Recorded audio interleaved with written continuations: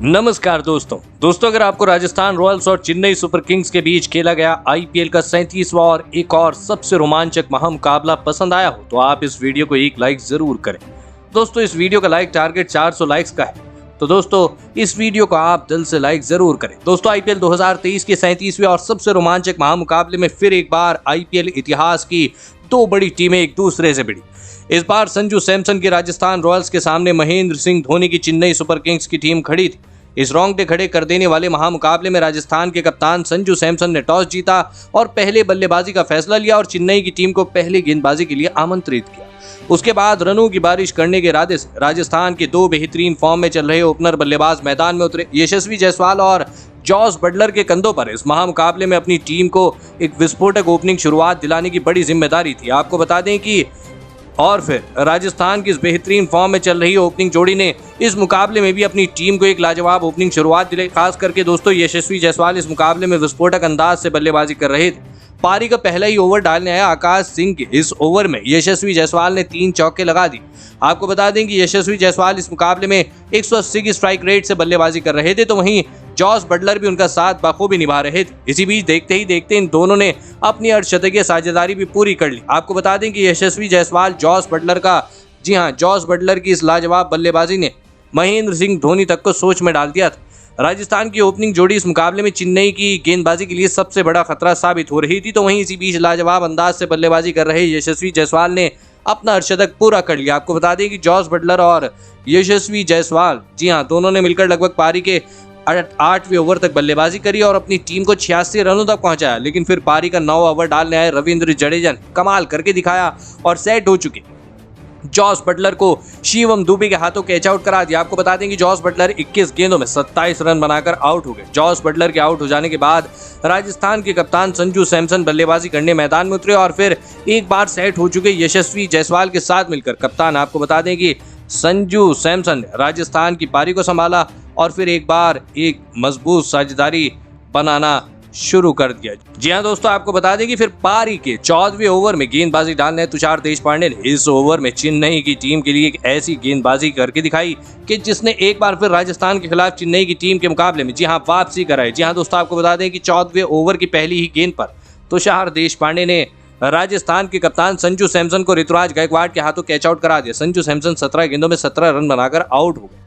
लेकिन संजू सैमसन के आउट हो जाने के बाद आपको बता दें कि सिमरन हेटमायर बल्लेबाजी करने मैदान में उतरे और इसी ओवर की 5वीं गेंद पर तुषार देशपांडे ने सेट हो चुकी चेन्नई की टीम के लिए सबसे बड़ा खतरा बने यशस्वी जायसवाल को अजिंक्य रहाणे के हाथों कैच आउट करा दिया। यशस्वी जायसवाल 43 गेंदों में 77 रनों की पारी खेल आउट हुई।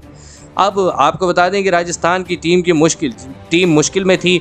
चेन्नई की गेंदबाजी ने इस मुकाबले में अपनी टीम की वापसी करवाई थी। महेंद्र सिंह धोनी की गेंदबाजी में बदलाव अब राजस्थान के बल्लेबाजों के लिए किसी चक्रव्यूह की तरह काम कर रहे थे।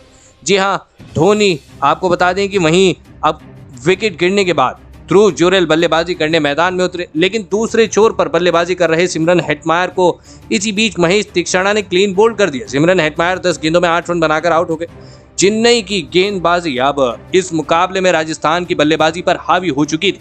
देखते ही देखते लाजवाब ओपनिंग शुरुआत के बाद भी राजस्थान की टीम अब दबाव में थी, लेकिन विकेट गिरने के बाद देवदत्त पडिक्कल बल्लेबाजी करने मैदान में उतरे और फिर यहां से ध्रुव जुरेल और पडिक्कल ने मिलकर शानदार और विस्फोटक बल्लेबाजी करके दिखाई। दोनों ही खिलाड़ी की इस मुकाबले में गजब की बल्लेबाजी कर रहे थे। खास करके दोस्तों ध्रुव जुरेल राजस्थान की टीम के लिए गजब की पारी खेल रहे थे। ध्रुव जुरेल की इस लाजवाब बल्लेबाजी ने देखते ही देखते चेन्नई की टीम को पूरी तरह दबाव में डाल दिया था, तो वहीं देवदत्त पडिक्कल भी इस मुकाबले में अपनी टीम के लिए हैरत अंगेज बल्लेबाजी कर रहे थे।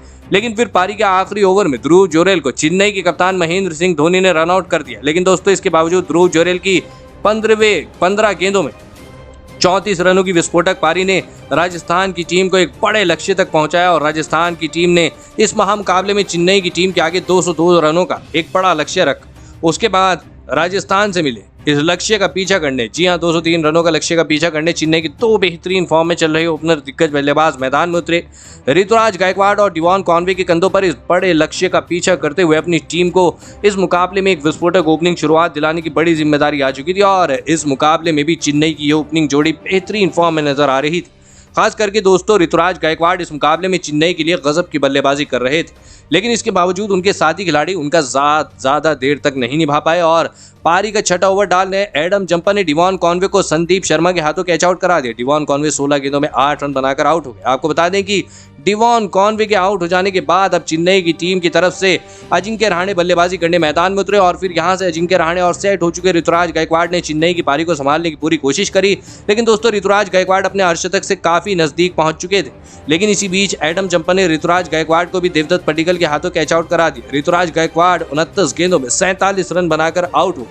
अब चेन्नई की टीम सबसे बड़ी मुश्किल में फंस चुकी थी। चेन्नई का रन रेट भी बहुत ही धीमी गति से चल रहा था, तो वहीं चेन्नई की टीम ने अपने दोनों ही बेहतरीन फॉर्म में चल रहे ओपनर बल्लेबाजों को एक नाजुक मौके पर खो दिया था।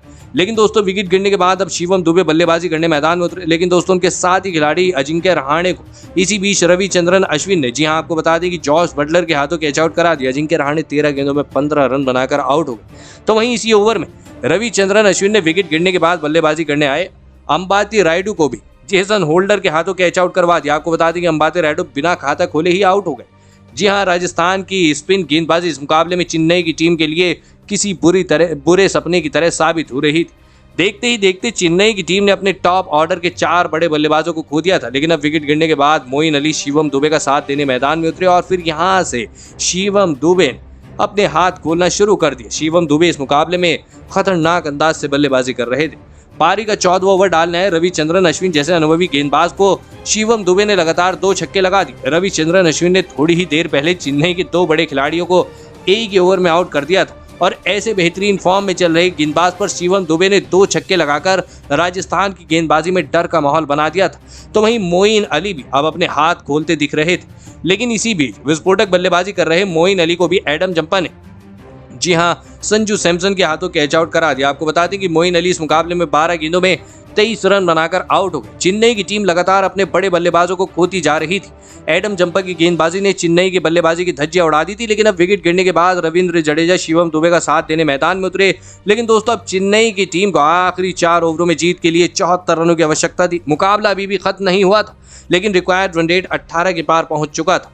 जब तक चेन्नई के पास महेंद्र सिंह धोनी जैसे सबसे बड़े मैच फिनिशर मौजूद थे, तब तक राजस्थान की टीम भी दबाव में थी। और फिर इस पारी का 17वां ओवर डालने जेसन होल्डर के इस ओवर में शिवम दुबे ने अपने हाथ खोले और शिवम दुबे की इसी लाजवाब बल्लेबाजी की वजह से चेन्नई की टीम को इस 17वें ओवर में 16 रन मिले, जिस वजह से अंतिम 3 ओवरों में अब चेन्नई की टीम को 58 रनों की जरूरत थी। मुकाबला धीरे धीरे रोमांचक हो रहा था और फिर इस मुकाबले का 18वां ओवर डालना है संदीप शर्मा ने इस ओवर में लाजवाब गेंदबाजी करके दिखाई। लेकिन दोस्तों इसके बावजूद रविंद्र जडेजा ने इस मुकाबले में शानदार चौके लगाते हुए 12 रन बना लिए, जिस वजह से अब मुकाबला आखिरी 2 ओवरों में पहुंच चुका था, जहां पर चेन्नई को जीत के लिए 46 रनों की जरूरत थी। और फिर पारी के इस सबसे महत्वपूर्ण और 19वें ओवर में रविंद्र जडेजा और शिवम दुबे कुछ भी ज्यादा बड़ा नहीं करके दिखा पाए और इस ओवर में चेन्नई को सिर्फ 9 रन मिले, जिस वजह से अब मुकाबला आखिरी ओवर में पहुंच चुका था, जहां पर चेन्नई को जीत के लिए आखिरी 6 गेंदों में 37 रनों की आवश्यकता थी।